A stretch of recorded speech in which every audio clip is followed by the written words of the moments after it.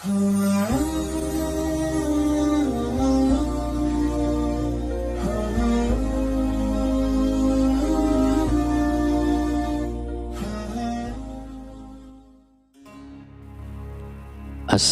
warahmatullahi wabarakatuh.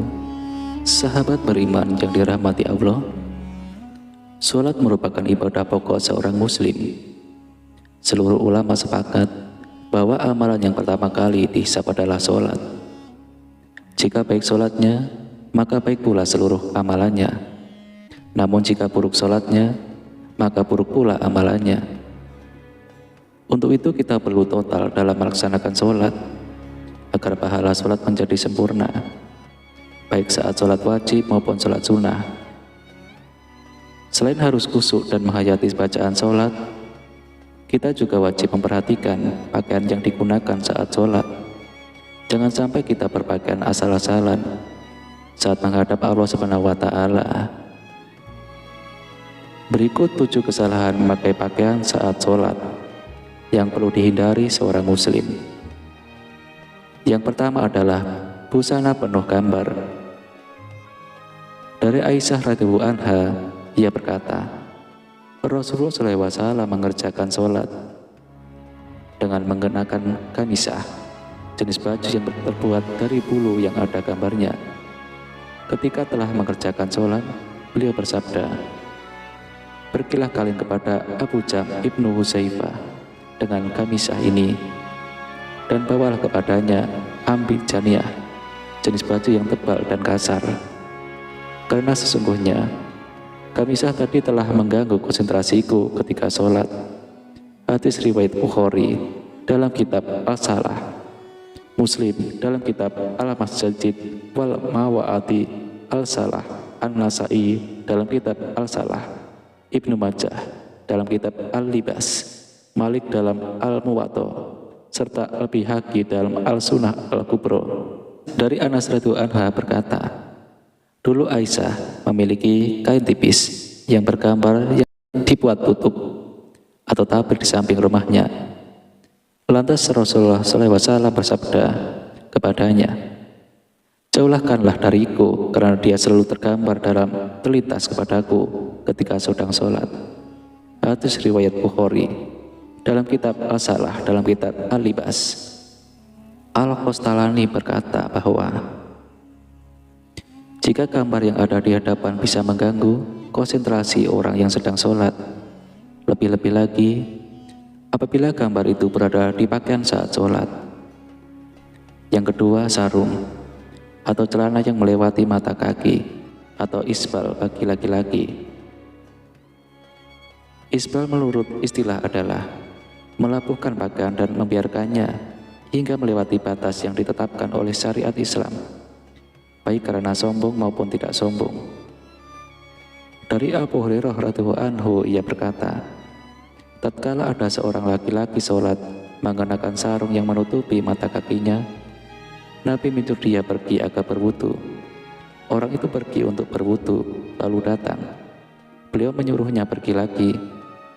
Ada seorang laki-laki bertanya, "Wahai Rasulullah, mengapa engkau memerintah dia berwudu lagi?" Beliau berpaling, lalu berkata, "Orang itu sholat, tetapi sarungnya menutupi mata kakinya. Sesungguhnya Allah tidak menerima sholat seorang laki-laki yang isbal, atau sarung atau celananya menutupi mata kakinya." Hadis riwayat Abu Daud dalam Kitabul Libas, Imam Ahmad dan An-Nasai. Sanadnya sahih menurut kriteria Imam Muslim.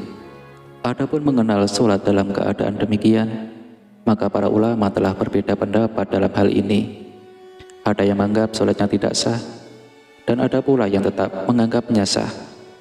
Namun ada sebuah hadis sahih yang berasal dari Ibnu Mas'ud yang selayaknya diketahui oleh mereka yang sholat dalam keadaan seperti ini, agar mereka lebih berhati-hati. Yang ketiga, sholat pakai sepotong baju. Allah Subhanahu wa Ta'ala berfirman dalam surah Al-A'raf ayat 31, "Hai anak Adam, pakailah pakaianmu yang indah di setiap memasuki masjid." Yang dimaksud kata al-masjid dalam ayat ini adalah sholat. Dari Abu Hurairah radhiyallahu anhu, ia berkata, seorang laki-laki berdiri menghadap Nabi sallallahu alaihi wasallam. Lantas dia bertanya kepada beliau mengenai sholat dengan hanya mengenakan satu potong baju. Rasulullah sallallahu alaihi wasallam bersabda, apakah berat untuk masing-masing kalian mencari 2 potong busana? Hadis riwayat Bukhari. Ibnu Abdul Bar berkata dalam kitab Al-Tahmid, sesungguhnya para ulama ahli ilmu merasa malu untuk memakai sepotong busana saja ketika melakukan sholat.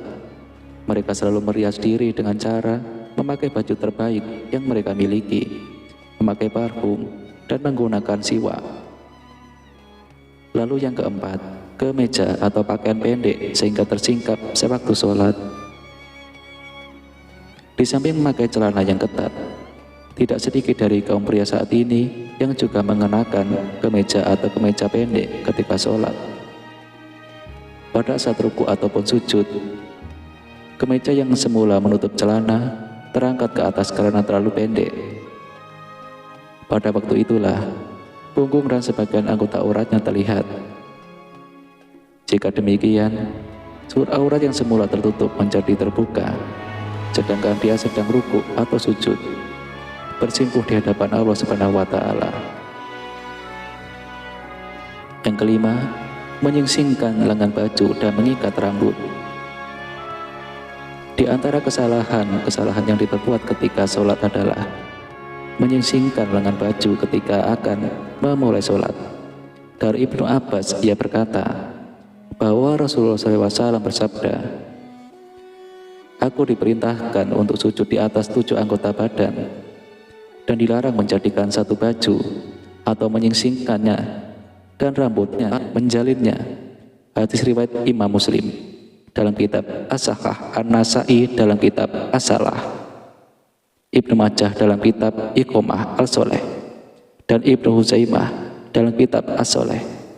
Yang keenam, kedua bahu terbuka.